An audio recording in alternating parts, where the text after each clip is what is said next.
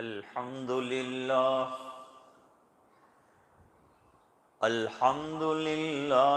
وكفى وسلام على عباده الذين اصطفى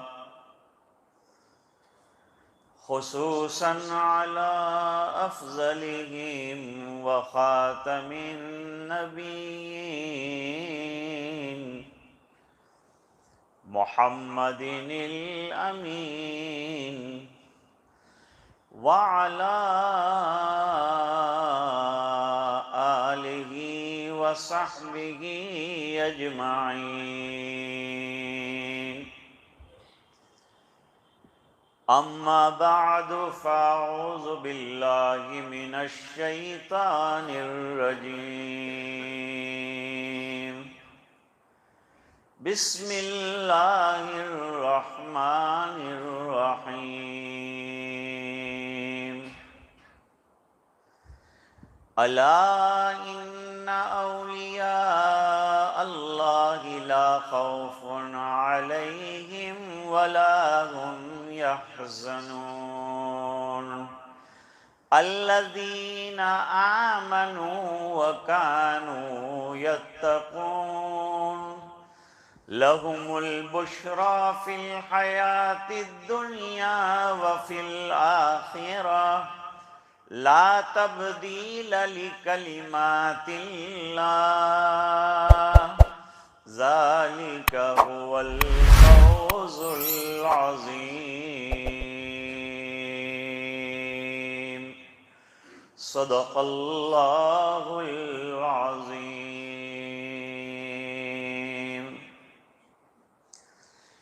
اللهم صل على سيدنا محمد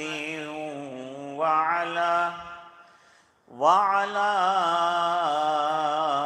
آل سيدنا محمد وبارك وسلم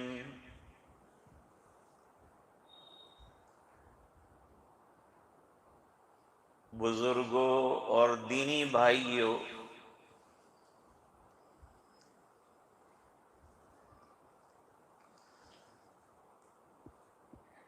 مجھے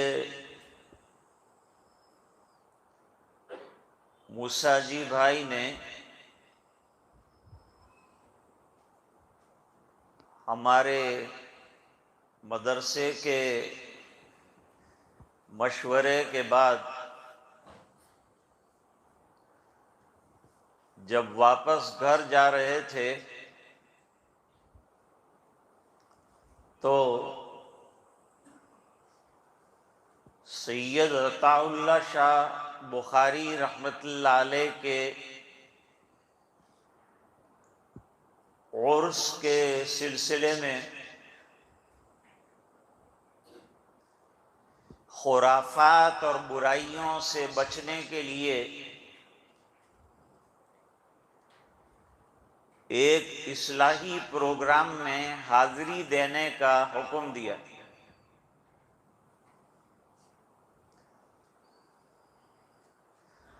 حضرت مولانا اسعد میر قاسمی صاحب مدظ اللہ العالی نے تائید کی،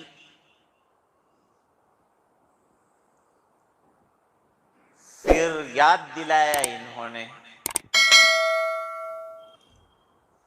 کہ تو نے اس تاریخ پر آنے کا وعدہ کیا ہے، تو بفضلہ تعالی آج ایک اللہ کے ولی کی نسبت سے حاضری ہوئی۔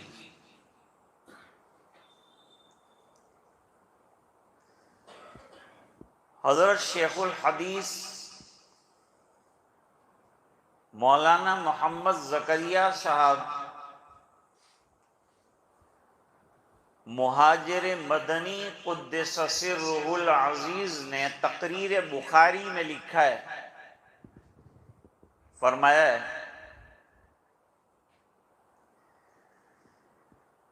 کہ کچھ چیزیں ابتداً بہت اچھی ہوتی ہے لیکن بعد والے اس کے اندر چیزیں ملا کر اصل چیز کو بگاڑ دیتے ہیں. یہی حال عرس کا بھی ہے.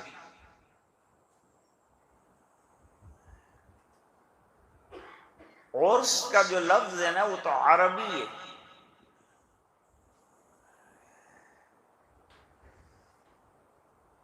جب کوئی ایمان والا انتقال کر جاتا ہے تو قبر میں سوال کیے جاتے ہیں اور جب جواب مبشر اور بشیر کو اچھے مل جاتے ہیں، ایمان والوں کے لیے دو فرشتے آتے ہیں، ان کا نام مبشر اور بشیر ہے، اور غیروں کے لیے جو آتے ہیں ان کا نام منکر اور نکیر ہے.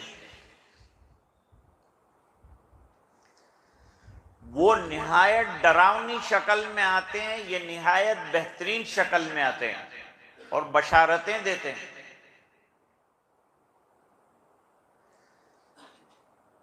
سوال ہو جانے کے بعد، جواب دے دیے جانے کے بعد، اور جواب کی تلقین بھی اللہ تعالیٰ ان ایمان والے اور اولیاء اللہ کو جنہوں نے زندگیاں دین پر گزاری ہیں وہاں تلقین فرما دیتے ہیں.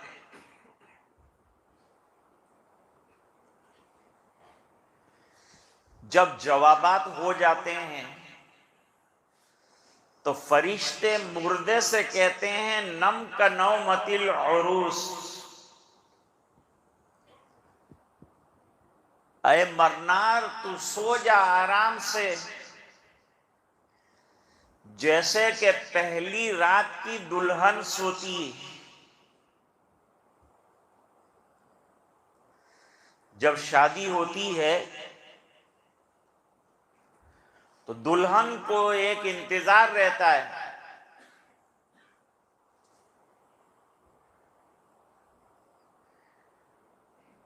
حضرت مولانا محمد تقی صاحب رحمۃ اللہ علیہ نے ایک واقعہ لکھا ہے کہ سہیلیاں دلہن کو تیار کر رہی تھیں. آج کل دلہن کو تیار کرنے میں اسراف بہت ہو گیا، فضول خرچیاں بہت ہو گئی، اس کو بند کرنا چاہیے. سادگی ہونی چاہیے، اچھا لباس پہناؤ، سجاؤ، منع نہیں، لیکن میک اپ کرنا، لاکھوں روپیہ اس پر خرچ کرنا، مہندی کی رسم کرنا، ہلدی کی رسم کرنا، پیٹھی کی رسم کرنا، یہ سب ختم کر دینا چاہیے. ایک ایک پائی قیمتی ہے، اس کو بچاؤ، اسراف مت کرو، فضول خرچی مت کرو. اللہ کے یہاں جواب دینا پڑے گا. پیسہ نعمت ہے، دولت ہے، ایک ایک پائی کا حساب دینا ہے.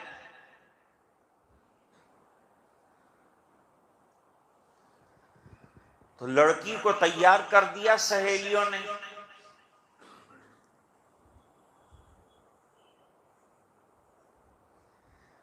اور تیار کرنے کے بعد ایک تو وہ قدرتی طور پر حسن موجود تھا، اور پھر تیار کیا تو حسن بڑھ گیا. تو لڑکیوں نے بڑی تعریف کی اس کے حسن و جمال کی، لیکن وہ خاموش تھی، کچھ بولتی نہیں تھی.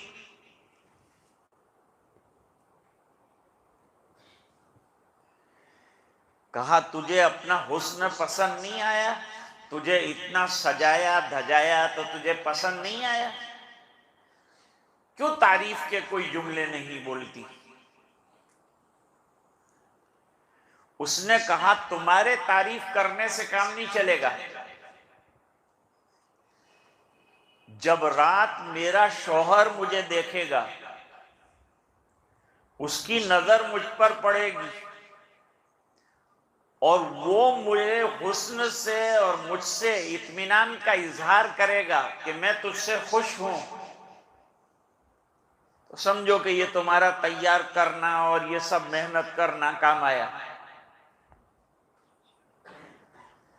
اس نے ایک جملہ کہا کہ سہاگن وہ جسے پیا چاہے، یعنی اصلی دلہن تو وہ ہے جس کو شوہر پسند کر لے، اور شوہر نے جب یوں کہہ دیا کہ مجھے تو پسند ہے زندگی بھر کے لیے، تو اس کی فکر ختم ہو جاتی ہے۔ اب یہ آرام سے بستر کے اوپر رات کو نیند گہری اس کو آتی ہے، کیونکہ تھکی آ رہی ہوتی ہے۔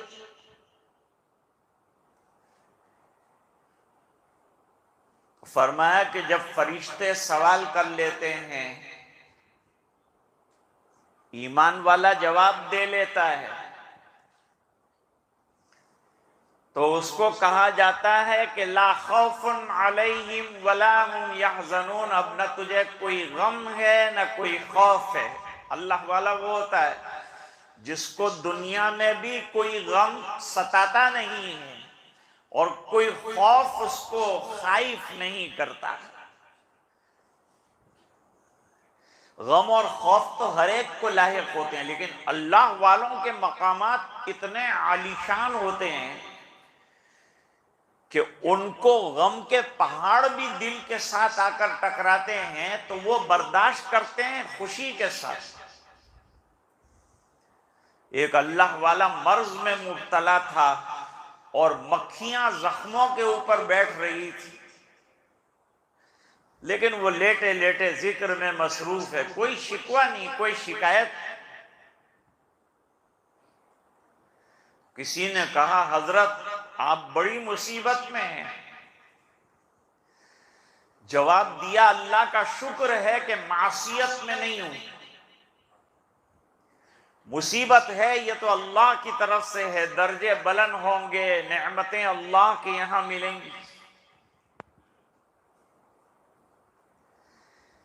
حضرت عمران ابن حسین رضی اللہ تعالیٰ عنہ بستر علالت پر 20 سالوں تک لیٹے رہے، بواسیر کی بیماری ہوئی تھی، 20 سال تک لیٹے رہے، لیکن چہرہ گلاب کی طرح کھلا ہوا۔ آدمی 2-3 دن بیمار ہوتا ہے، بستر پر لیٹ جاتا ہے تو اس کا چہرہ مزمحل ہو جاتا ہے، لیکن ان کا چہرہ گلاب کی طرح کھلا ہوا۔ حضرت کیا بات ہے، آپ کے چہرے پر اتنی بشاشت ہے جیسے آپ کو کچھ ہوا ہی نہیں، حالانکہ آپ سخت مرض میں مبتلا ہیں، بستر علالت پر ہیں اور عرصہ دراز سے۔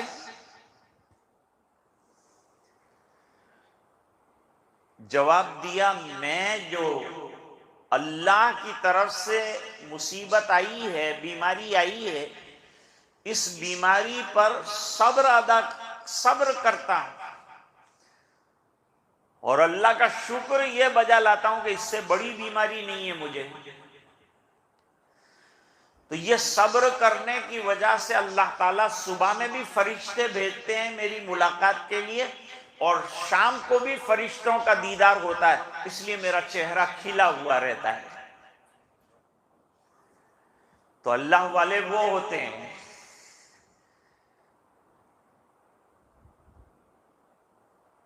تو اب وہ جو لیٹ جاتا ہے سوالات کے جواب دینے کے بعد، تو جیسے دلہن کو دلہا کہتا ہے کہ سو جا آرام سے، بے فکر ہو کر، ٹینشن مت لے، اس طرح یہ مردے کو قبر میں کہا جاتا ہے۔ اور یہ مردہ کون ہوگا؟ جو اللہ کا ولی ہوگا، اللہ کا قریب ہوگا، اس کو یہ کہا جائے گا کہ اپنی قبر میں آرام سے ایسے لیٹ جا جیسے دلہن بے فکر ہو کر لیٹ جاتی ہے۔ اب تجھے بے فکر کر دیا گیا، اب تو جنت میں عافیت کے ساتھ جائے گا اور تیرے لیے ہمیشہ کی نعمتیں ہوں گی، نہ تجھے کوئی خوف لاحق ہوگا نہ تجھے کوئی غم لاحق ہوگا۔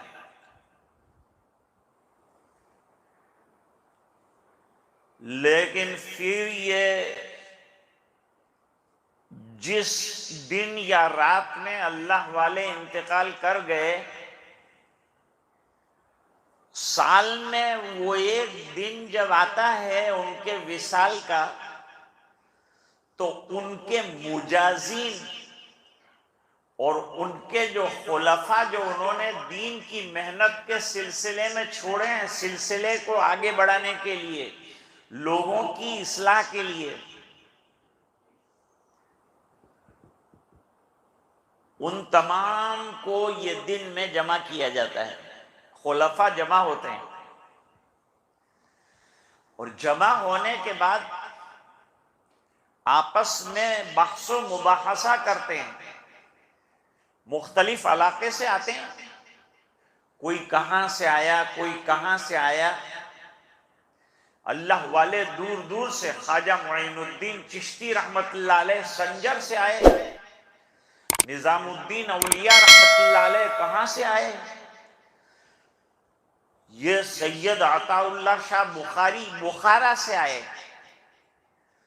دو سید عطا اللہ شاہ بخاری ہیں، ایک تو مرد آزادی امیر شریعت سید عطا اللہ شاہ بخاری، وہ بھی بہت بڑے اللہ کے ولی ہیں، اور ایک ہمارے یہ سید عطا اللہ شاہ بخاری۔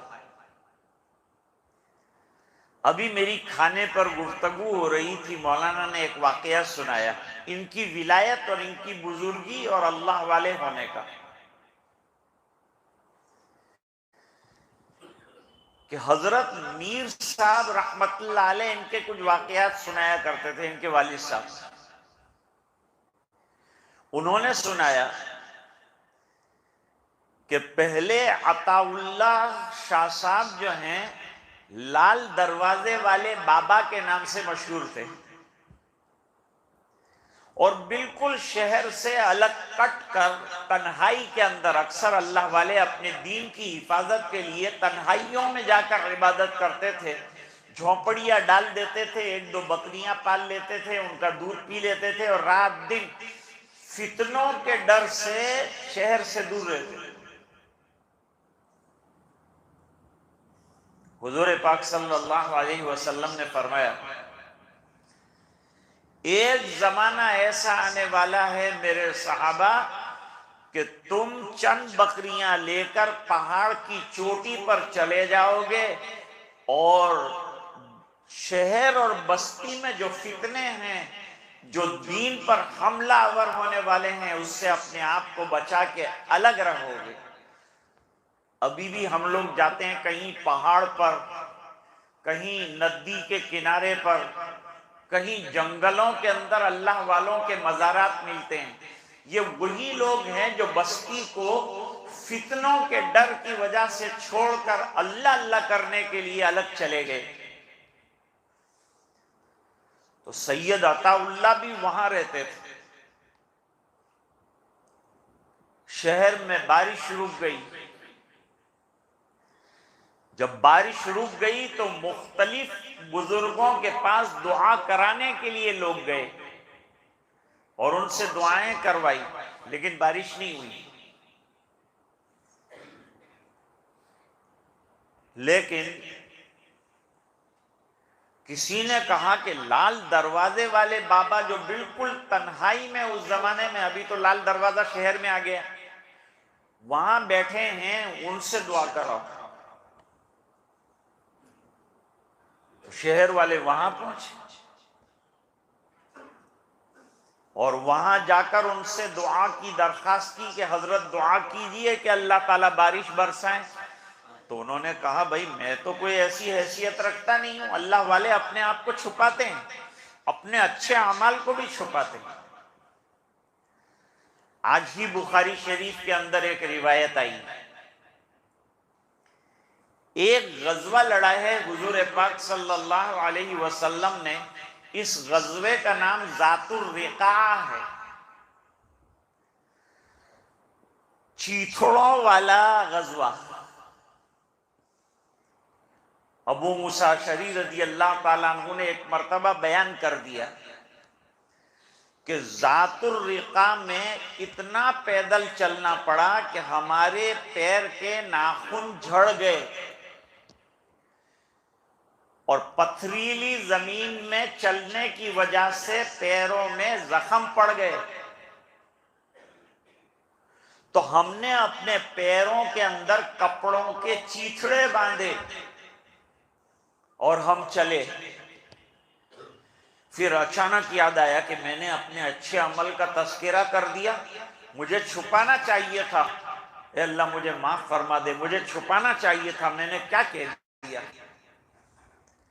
تو اللہ والے وہ ہوتے ہیں جو چھپاتے ہیں. وہ کئی کہنے والا بیچارہ کم پڑھا لکھا یوں کہتا ہے کہ جو پاتا ہے وہ چھپاتا ہے.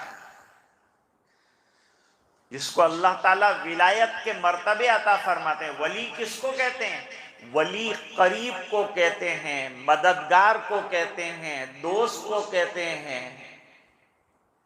اولیاء اللہ یعنی اللہ سے بے حد محبت رکھنے والے اور اللہ سے انتہائی قرب رکھنے والے, اور اللہ تعالیٰ سے انتہائی قرب کے لیے اللہ کی انتہائی اطاعت ضروری ہے, سنتوں کی انتہائی پیروی ضروری ہے, اور زبان کو ذکر اللہ میں ہمیشہ لگائے رکھنا ضروری ہے, اور فضولیات سے اپنے آپ کو بچانا ضروری ہے. تب آدمی اللہ والا بنتا ہے. اللہ والے بننے کی دو شرطیں بیان کی. الذین آمنوا وکانوا یتقون, جو ایمان والے ہیں, بغیر ایمان کے کوئی ولی نہیں بن سکتا. سب سے پہلا ولی نبی ہوتا ہے, پھر صحابہ ہوتے ہیں, پھر تابعین ہوتے ہیں. یہ سب اولیاء اللہ یعنی اللہ کے قریب لوگ ہیں. ولی کے معنی قریب, ولی کے معنی دوست.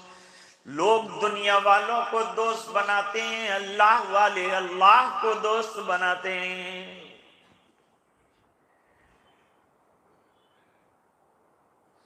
تو انہوں نے کہا میں تو ایسی کوئی شخصیت نہیں ہوں کہ آپ میرے پاس آئے, میں تو فقیر آدمی ہوں. اللہ والا وہ ہے جس کی پوری زندگی اللہ کی مرضی کے تابع بن جائے, وہ اللہ کا ولی. اور اس کو بھی حدیث شریف کے اندر بیان کیا ہے.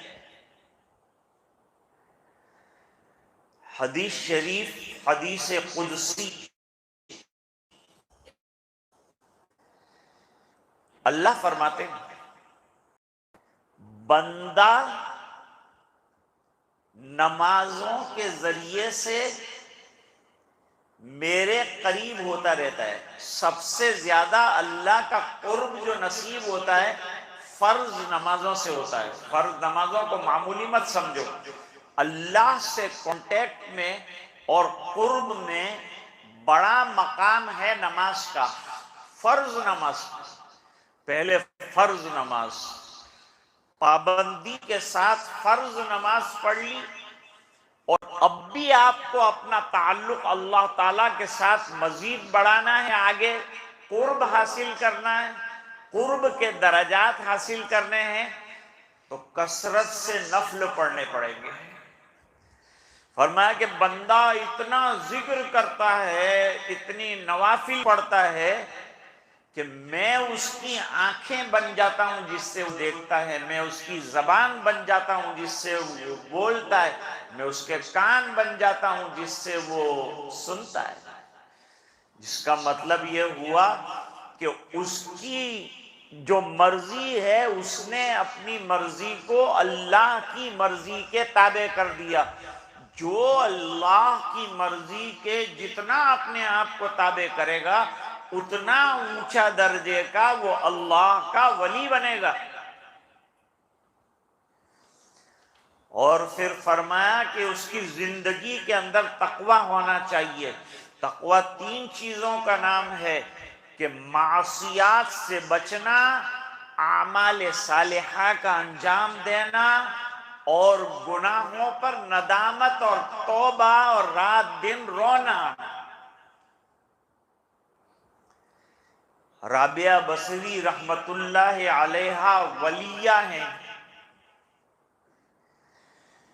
رات کو اچھا لباس پہن کر شوہر کے پاس جاتی تھی اور کہتی تھی کہ تمہاری ہے, بولو ضرورت ہے میری.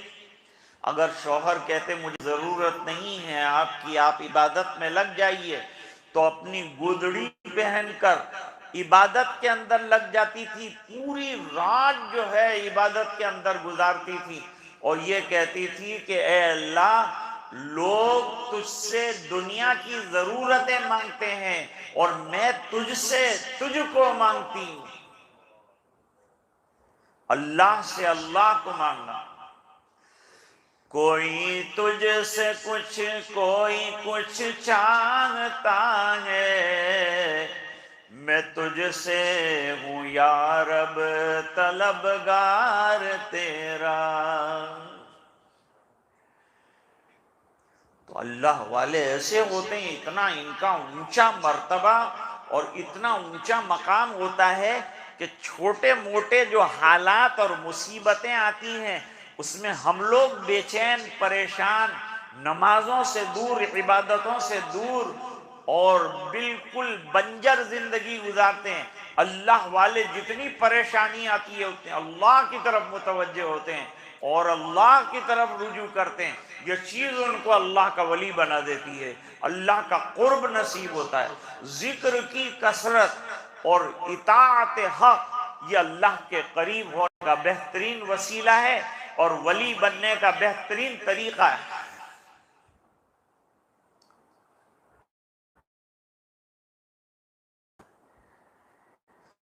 صحابہ کرام حالات میں ذکر کیا ہے کہ پوری رات عبادت کرتے ہیں، تہجد پڑھتے ہیں۔ ولایت حاصل کرنا ہے تو تہجد کا پڑھنا ضروری ہے۔ غوث اعظم سیدنا عبد القادر جیلانی رحمۃ اللہ علیہ نے فرمایا کہ ولایت کا پہلا زینہ نفلی نمازوں میں تہجد کا ادا کرنا ہے۔ تہجد کو تہجد کیوں کہتے ہیں؟ تہجد کہتے ہیں وجود سے نکلا ہے، یہ لفظ جو ہے وجود سے نکلا ہے، اور وجود کے معنی نیند سے اٹھ کر کھڑے ہونا۔ تو جب رات کو آدمی کو نیند آ رہی ہو اور وہ نیند میں سے اٹھ کر کھڑا ہوتا ہو اور کھڑا ہو کر وضو بناتا ہو اور اللہ کے سامنے کھڑا ہو جاتا ہو، تو فرماتے ہیں یہ تہجد کی نماز ہے جو آدھی رات کے گزرنے کے بعد یہ وقت شروع ہو جاتا ہے۔ تہجد کے بڑے فضائل جو ہیں واقع ہوئے۔ پچھلی رات میں اللہ تعالیٰ سمائے دنیا پر نزول فرماتے ہیں اور اعلان فرماتے ہیں ہے کوئی مغفرت کا طلبگار کہ میں مغفرت کر دوں، اور ہے کوئی روزی کا طلبگار کہ میں اس کو روزی دے دوں۔ جب اللہ دینے کے دروازے کھولتے ہیں، جب ہم لوگ دروازے بند کر کے سوئے ہوئے ہوتے ہیں، اللہ سے محبت پیدا کرو، اللہ سے تعلق پیدا کرو، تو اللہ تعالی اپنی ولایت سے اور محبت کے باب سے سرفراز فرما کر قرب کے منازل اور قرب کے درجات عطا فرمائیں۔ حضرت عبداللہ ابن مسعود رضی اللہ تعالیٰ عنہ کی روایت ہے، حضور پاک صلی اللہ علیہ وسلم کے پاس ایک شخص آیا، اس نے آ کر کہا حضرت میں صالحین سے، اللہ والوں سے محبت رکھتا ہوں لیکن ان کے برابر اعمال نہیں کر پاتا ہوں، تو اب میرا کیا ہوگا؟ حضور پاک صلی اللہ علیہ وسلم نے بڑا پیارا جواب احبا، کے ساتھ ہوگا جس کے ساتھ محبت ہوگی۔ تو اللہ والوں کے پاس بیٹھنا، ان سے محبت رکھنا، یہ ہم کو ولایت تک پہنچائے گا۔ جیسے عطر والے کے پاس بیٹھو تو خوشبو ملتی، اس طرح اللہ والے کے پاس بیٹھو تو اللہ ملتا ہے۔ حدیث شریف میں فرمایا اللہ والا کون ہے؟ فرمایا اللہ والا وہ ہے جس کے پاس بیٹھو تو اللہ یاد آ جائے، اس کی محفل میں اللہ کی یاد آئے، دنیا سے دل اکھڑنے لگے اور اللہ سے دل لگنے لگے، سمجھو کہ یہ اللہ والے کی مجلس۔ ایک بزرگ بیٹھے ہوئے تھے، بہت مالدار۔ بزرگی اور مالداری میں کوئی تضاد نہیں ہے کہ مالدار جو ہو تو بزرگ نہیں ہو سکتا اور بزرگ ہو تو مالدار نہیں ہو سکتا۔ یہ دونوں میں ٹکراؤ نہیں ہے. بزرگ بھی ہو سکتا ہے, مالدار بھی ہو سکتا ہے, لیکن مال سے اس کو محبت نہیں ہوتی. وہ مال کو معمولی چیز سمجھتا ہے, بے حیثیت ہی سمجھتا ہے کہ اللہ کی امانت ہے, سنبھالنے کے لیے دی ہے, جس دن مانگیں گے لے گے. تو ایک آدمی وہ اللہ والے کے پاس آیا, وہ تو بڑا کاروبار کر رہے تھے. 1,000 کا سامان ان کو دے دو, 10,000 کا کپڑا ان کو دے دو, 25,000 کا مال ان کو دے دو. کہ ان کا امتحان کرنا چاہیے, اللہ والوں کا امتحان نہیں کرنا چاہیے. لیکن اس کے دل میں آیا اللہ والے کا امتحان کریں. لوگ کہتے بہت بڑے اللہ والے ہیں, بہت بڑے اللہ والے ہیں. دیکھیں کتنے بڑے اللہ والے ہیں. وہ کپڑے کے تھانوں کے بیچ میں بیٹھے ہیں, پیسے گن رہے ہیں, حساب کتاب ہو رہا ہے. اس نے کہا حضرت میرا حج کا ارادہ ہے. حضرت نے جواب دیا کہ بہت اچھا, مبارک ارادہ ہے. حج میں جانا چاہتے ہیں آپ, اللہ تعالیٰ آپ کو حج میں لے جائیے. اس زمانے میں حج میں جانا مشکل کام ہوتا تھا. آج کی طرح نہیں ہے کہ بیچارے چھوڑ کر جو آتے ہیں وہ گھر پہنچے اس سے پہلے وہ عمرے سے وہاں فارغ ہو جاتے. وہ دور نہیں تھا. وہاں تو بڑی مشکلات کے بعد جہازوں میں جاتے تھے, گرتے پڑتے اٹھتے بیٹھتے تکالیف برداشت کرتے ہوئے ایک ایک حج کیا جاتا تھا. 6 ماہ گزر جاتے تھے. جب حاجی بیچارہ زندہ آیا تو آیا, نہیں آیا تو بھول جاؤ. حضرت نے کہا بالکل جائیے, حج کے لیے جانا ہے نا, ضرور جاؤ. کہ حضرت جی چاہتا تھا کہ آپ بھی میرے ساتھ چلیں. وہ یہی سوچتا تھا کہ یہ تو ہزاروں کے اندر لاکھوں کے اندر کھیل رہے ہیں, یہ تھوڑے حج کے لیے تیار ہوں گے. انہوں نے پیسے پٹ کے کپڑا ادھر رکھا, کملی ڈالی کندھے پر, کہا چلو بھائی چلتے ہیں حج کے لیے. حضرت یہ مال کا کیا ہوگا؟ تو کہا مال کی تو مال میرا ہے تو مجھے فکر کرنی ہے, تجھے اس کی کیا فکر ہے؟ تو حضرت آپ کیسے نکلیں گے؟ کیسے تو کیسے نکلنے کا ہے؟ کہ میری تو کوئی تیاری بھی نہیں ہے. کہ میری تیاری ہے, سب چھوڑ دوں گا اور اللہ کے دروازے پہ جانا ہے. لبیک, اگر میری منظور ہے, اللہ کے یہاں جانا ہے مجھے, تو مجھے کوئی رکاوٹ نہیں ہے, چل تیار ہو جا. وہ تیار نہیں تھا اور حضرت تیار تھے. اس نے کہا یہ ہے اللہ والا, اس کو اللہ والا کہتے ہیں. کبھی کبھی اللہ تعالی اپنے بندوں کو اللہ والا بنانے کے لیے کوئی اور اپنا مخصوص بندہ چننے کے لیے کوئی ایسا واقعہ پیش آتا ہے اور ایسی چیزیں سامنے لاتے ہیں کہ آدمی کی پوری زندگی تبدیل ہو جاتی ہے. اور وہ کیا کا کیا بن جاتا ہے. بادشاہ تھا, وہاں سے جا کر اللہ کی ولایت کے درجے میں پہنچا. ابراہیم ابن ادہم رحمت اللہ علیہ بہت بڑے بادشاہ ہیں, حکومت بھی بہت بڑی ہے, سلطنت بھی بہت بڑی ہے. لیکن کبھی کبھی نماز کے لیے اٹھتے ہیں رات کو. سلاطین پہلے والے نیک ہوا کرتے تھے کیونکہ یہ اللہ والوں کی صحبت رکھتے تھے, اللہ والوں سے ملتے تھے. جیسے عالمگیر رحمت اللہ علیہ اپنے دربار میں اولیاء کو اور علماء کو ہمیشہ ساتھ رکھتے تھے اور ان سے نصیحتیں حاصل کرتے رہتے تھے اور ان کی نصیحت پر عمل کرتے تھے. عالمگیر رحمت اللہ علیہ نے شاہ عبد الرحیم صاحب رحمت اللہ علیہ کو خط لکھا کہ آپ میرے پارلیمنٹ میں اعجازی ممبر بن جائیے, آپ کا دفتر کے اندر نام لکھ لیا جائے گا, آپ کو کرسی پر آ کر روزانہ بیٹھنا ہے اور کچھ نہیں کرنا ہے, جب میں پوچھوں جواب دے دینا ہے, میرے ساتھ رہیں آپ. حضرت نے جواب لکھا کہ تیرے دفتر میں اور درباریوں کے دفتر میں نام لکھوا کر میں اللہ تعالیٰ کی ولایت والے دفتر سے نام کٹوانا نہیں چاہتا, لہذا میرا دربار کے اندر کوئی کام نہیں. عالمگیر روزانہ وہ تہجد میں خط پڑھتے تھے, زار و قطار روتے تھے اور رو کر اللہ سے جو ہے دعائیں کرتے تھے. اللہ نے بڑا مقام بادشاہت ہمارے عالمگیر رحمت اللہ علیہ کو مالے. کبھی تہجد میں اٹھتے ہیں, ایک مرتبہ تہجد میں اٹھے تو چھت کے اوپر کسی کے چلنے کی آواز آئی. پوچھا بھائی چھت پر کون ہے؟ تو کہا میں ہوں۔ کیوں چھت پر کیا کر رہے ہو؟ کہا اونٹ تلاش کر رہا ہوں۔ چھت کے اوپر کہیں اونٹ ہوتا ہوگا؟ بے وقوف آدمی چھت پہ کہیں اونٹ تلاش کرتے ہیں؟ فرمایا جیسے چھت پر اونٹ تلاش کرنا بے وقوفی ہے، اس طرح بادشاہت کے ساتھ ولایت تلاش کرنا بھی بے وقوفی ہے۔ دل کے اوپر ایک دھکا لگ گیا کہ اس نے تو عجیب بات کہہ دی۔ سمجھا دیا۔ ایک بات تو یہ ہوئی، 10 من گلاب کا بستر بچھا کر روزانہ سوتے تھے۔ 10 من گلاب لائے جاتے تھے، اس کی سیج سجائی جاتی تھی، اس کے اوپر سوتے تھے آرام سے۔ تو ایک رات اپنی نوکرانی اور اپنی خادمہ کو بھیجا، جا بستر ٹھیک کر کے آ۔ بستر وہ ٹھیک کرنے گئی تو اس نے سوچا کہ ایسا شاندار بستر، کیسا سونے کا، بادشاہ کو مزہ آتا ہوگا، ذرا 2 منٹ میں لیٹ جاؤں۔ لیٹ گئی تو نیند آ گئی، جیسے تقریر ارادہ نہیں کرتا لیٹنے کا، لیکن بلا اختیار نیند آ جاتی۔ نیند آ گئی، بہت عرصہ ہو گیا آئی نہیں۔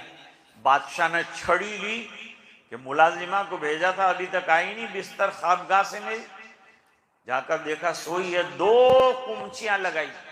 ایک دم چونک کر اٹھ گئی اور روئی، بہت روئی، پھر ہنسی۔ حضرت نے کہا روتی بھی ہے اور ہنستی بھی ہے، روئی کیوں؟ کہا میں نے آپ کی نافرمانی کی، مجھے سونے کا حکم نہیں تھا، بستر سجانے کا حکم تھا، نافرمانوں کو سزا ملتی ہے، اس لیے مجھے آپ نے سزا دی، اس پر میں نافرمانی مجھ سے ہو گئی، رو رہی ہوں۔ لیکن تو ہنس کیوں رہی ہے؟ کہا ایک بات یاد آ گئی، 2-5 منٹ آپ کے بستر پر غفلت کے ساتھ میں سوئی اور 2 کمچیاں مجھے پڑ گئی، تو جو گھنٹوں کے گھنٹوں یہ بستر کے اوپر غفلت کے ساتھ سوئے گا، اللہ کے یہاں کتنی کمچیاں اور کتنی لکڑیاں اس کو کھانی۔ ایک دم دل کے اوپر بات لگ گئی۔ ابراہیم ابن ادہم رحمت اللہ علیہ 12 سال نیشاپور کے جنگل میں مجاہدے کے اندر اور ذکر و طاعت کے اندر رہے، اپنا سب دربار چھوڑ دیا، بادشاہت سپرد کر دی، خزانے سپرد کر دیے، بیوی کو سلام کہہ دیا، جنگل میں رات دن عبادت کے اندر رہے۔ اللہ تعالیٰ نے یہ دنیا کا بادشاہ بننے کے بجائے ولایت کا سلطان بنا دیا۔ یہ اللہ تعالیٰ کا نظام۔ میں عرض کر رہا تھا کہ شاہ عطا اللہ بخاری جو ہیں وہ اپنے آپ کو چھپا رہے تھے، میں کچھ نہیں ہوں، میری دعا بھی کچھ نہیں ہے، لیکن لوگ پیچھے پڑ گئے کہ تم نے دعا کرવી પડે، આ વરસાદ આવતો નથી ને તમને દુઆ કરવી જરૂરી છે، જે બી હોય તમે તે અમને ખબર નથી પણ તમારે દુઆ માટે હાથ ઉપાડવા પડે۔ اچھا، بھاگے، اپنے جھونپڑے سے نکل کر بھاگے، اب وہ آگے اور لوگ ان کے پیچھے، دوڑتے رہے، بھاگتے رہے، یہاں تک کہ جہاں لیٹے آ کے تھک گئے، دوڑ دوڑ کے تھک گئے، اور تھک کے انہوں نے ہاتھ بلند کر دیے کہ اللہ یہ مخلوق مانتی نہیں، میں کچھ جانتا نہیں، تو اپنے فضل سے جو ہے بارش برسا دے۔ فوری طور پر بارش برس گئی اور اس کے بعد اسی جگہ پر حضرت کا انتقال ہو گیا۔ بخارا سے تشریف لائے تھے، یہاں آرام فرما ہے۔ اللہ والوں کے مزاروں سے ہمیں کچھ لینا نہیں ہے، فاتحہ خوانی کرنی ہے، سبق حاصل کرنا ہے۔ کتنی دور سے آئے تھے، دین کی بقا کے لیے اور تبلیغ کے لیے کتنی محنت کی۔ خواجہ نظام الدین اولیاء رحمت اللہ علیہ نے کتنی محنت کی، اور خواجہ معین الدین چشتی رحمت اللہ علیہ نے 60-70 سالوں تک غیروں کے اندر رہ کر کتنا بڑا کام انجام دیا۔ اب ان کو ولی نہیں کہیں گے تو کن کو ولی کہیں گے؟ یہ ہیں اولیاء اللہ، یہ ہیں اللہ سے محبت رکھنے والے۔ تو جو اللہ سے محبت رکھتا ہے، اب ایک تو مغلوبیت جیسے کہ بمبئی والوں کی ہے، بمبئی والے جو فلمی دنیا کے لوگ ہیں ان کے لیے لوگ دیوانے ہیں، انہوں نے بال کٹوائے، انہوں نے بھی بال کٹوا لیے، انہوں نے سر ٹکا منڈا کروایا، انہوں نے بھی کروا لیا، اس نے کان کے اندر ایئرنگ پہن لیے، اس نے بھی پہن لیے، اس نے گلے کے اندر جو ہے مالا ڈالی، اس نے بھی ڈال لی، اس نے ناک کٹوائی، اس نے بھی کٹوا لی، اس نے کان کٹوایا، اس نے بھی کان کٹوا لی۔ اتنی محبت ہے، فین ہو گئے ان کے۔ اور اس کی ایک جھلک دیکھنے کے لیے ہمارے اللہ والوں کی جھلک دیکھو۔ میرے خیال سے مولانا سید عبدالحق صاحب قادری، وہ مرحوم جو انگلینڈ سے لوگ آتے تھے تو پہلے دستور تھا کہ انگلینڈ سے آئے، باہر سے آئے، پیسہ جمع کر کے لاتے تھے اور پھر دہلی جاتے تھے، تاج محل دیکھتے تھے، قطب مینار دیکھتے تھے، لال قلعہ دیکھتے تھے، جامع مسجد دیکھتے تھے۔ تو ہمارے مولانا عبدالحق صاحب کہتے تھے کہ قطب ہیں اور ابدال ہیں اور تاج محل ہیں اور لال قلعہ ہیں، سب علماء جتنے ہیں ان کو دیکھو، یہ پتھروں کو دیکھنے سے تمہاری زندگی نہیں بدلے گی، یہ اللہ والوں کو دیکھو، ان کی صحبت میں بیٹھو تو انشاءاللہ تمہاری زندگیوں کے اندر تبدیلی آئے گی، تمہاری زندگی کے اندر انقلاب آئے گا۔ وہ پتھروں پر محنت کی تو پتھر مشہور ہوئے، اگر انہوں نے انسانوں پر محنت کی ہوتی تو آج انسان دیکھنے کی چیز بن گئے ہوتے۔ تو اصل چیز یہ ہے کہ اللہ اللہ اللہ کرنا، اللہ سے تعلق رکھنا۔ جب اللہ تعالیٰ کسی بندے سے محبت کرتے ہیں تو حدیث شریف میں فرمایا کہ ساتوں آسمان میں، ساتویں آسمان کے اندر جبریل علیہ السلام سے فرماتے ہیں کہ میں فلان بندے سے محبت کرتا ہوں، تم بھی اس سے محبت کرو۔ تو ساتویں آسمان کے فرشتے اس بندے سے محبت کرتے ہیں۔ چھٹے آسمان پر اعلان ہوتا ہے، چھٹے آسمان کے فرشتے بھی محبت شروع کر دیتے ہیں، یہ اللہ والوں کی محبت ہے۔ پھر پانچواں، چوتھا، تیسرا، دوسرا، آسمانوں پر اعلان ہونے کے بعد زمین پر اعلان شروع ہوتا ہے کہ فلان بندے سے اللہ تعالیٰ محبت رکھتے ہیں، اے لوگو تم بھی اپنے دل میں ان کی جگہ بناؤ اور ان سے محبت کرو۔ یہ ہیں اللہ والے۔ جو شہرت نیچے سے چل کر اوپر جاتی ہے وہ دھڑام سے گر جاتی ہے، لیکن جو مقبولیت اللہ کی طرف سے چلتی ہے وہ مرتے دم تک ٹوٹی ہوئی پر بھی اللہ تعالیٰ باقی رکھتے ہیں۔ مجھے حکم تھا کہ اس موقع سے جو ہے چند باتیں آپ کی خدمت میں عرض کی جائیں، اور ان حضرات کا حکم بھی تھا اور دعوت تھی، تو یہ چند باتیں میں نے عرض کی ہیں۔ اللہ تعالیٰ ہم سب کو عمل کرنے کی توفیق عطا فرمائے۔ میں نے آیت کریمہ بھی اسی نسبت سے پڑھی ہے۔ اللہ تعالیٰ فرماتے ہیں یاد رکھو، خبردار رہو، اللہ تعالیٰ کے اولیاء وہ ہیں جو ایمان کے ساتھ اور تقوی کے ساتھ زندگی گزارتے ہیں۔ غم اور حالات تو ان پر بھی آتے ہیں لیکن وہ دنیا میں ان کو خاطر میں نہیں لاتے، دوسروں کی طرح واویلا نہیں مچاتے۔ یہی ان کا اور اللہ والوں کا فرق ہے۔ ان کے لیے دنیا میں بھی بشارت ہے، قبر میں بھی بشارت ہے، آخرت کے اندر بھی بشارت ہے، اور اللہ تعالیٰ کے کلمات بدلنے والے نہیں ہے۔ اور جس کو یہ مرتبہ ملا، بلند جس کو مل گیا، ہر مدعی کے واسطے دار و رسن کہاں، اس پر اللہ تعالیٰ فرماتے ہیں یہ بڑی کامیابی ہے جو اللہ تعالیٰ اپنے کسی مقبول بندے کو عطا فرمائے۔ اللہ تعالیٰ مرحوم شاہ صاحب کی مغفرت فرمائے، اعلیٰ علیین میں جگہ عطا فرمائے، اور جو کمیٹی اور جو حضرات ہر سال خرافات سے بچانے کے لیے اور اچھائیوں کے لیے یہ خیر اور خوبی کا کام کر رہے ہیں، اللہ تعالیٰ اس کو جاری ساری رکھے۔ مولانا اسد میر صاحب فرما رہے تھے کہ میرے والد صاحب بھی آتے تھے یہاں بیان میں، مولانا احمد اللہ صاحب رحمۃ اللہ علیہ بھی آتے تھے۔ اس زمانے سے یہ مبارک سلسلہ جو ہے جاری تھا، بیچ میں چند سالوں کے لیے بند ہوا، اس سے پہلے بندہ بھی حاضر ہوا ہے، اور پھر دوبارہ ان حضرات نے جو ہے نقل و حرکت کی اور ہم لوگ اس سلسلے میں جمع ہوئے۔ اللہ تعالیٰ یہ جمع ہونا قبول فرمائے۔ بسم اللہ الرحمن الرحیم۔ اللہم لک الحمد کما ینبغی لجلال وجہک وعظیم سلطانک۔ اللہم صلی علی محمد وعلی آل سیدنا محمد وبارک وسلم ربنا آتنا فی الدنیا حسنہ وفی الآخرۃ حسنۃ وقنا عذاب النار وقنا عذاب القبر وقنا عذاب الحشر وقنا عذاب الفقر وقنا عذاب الدین واحشرنا یوم القیامۃ مع الابرار ربنا لا تزغ قلوبنا بعد إذ هديتنا وهب لنا من لدنك رحمة إنك أنت الوهاب ربنا إنك جامع الناس ليوم لا ريب فيه إن الله لا يخلف الميعاد ربنا اغفر لنا ذنوبنا وإسرافنا في أمرنا وثبت أقدامنا وانصرنا على القوم الكافرين اے اللہ ہمارے گناہوں کو معاف فرما، کوتاہیوں سے درگزر فرما، اپنا فضل اور کرم شامل حال فرما، رحم کے اور کرم کے فیصلے فرما، اپنی رضا دائمی عطا فرما۔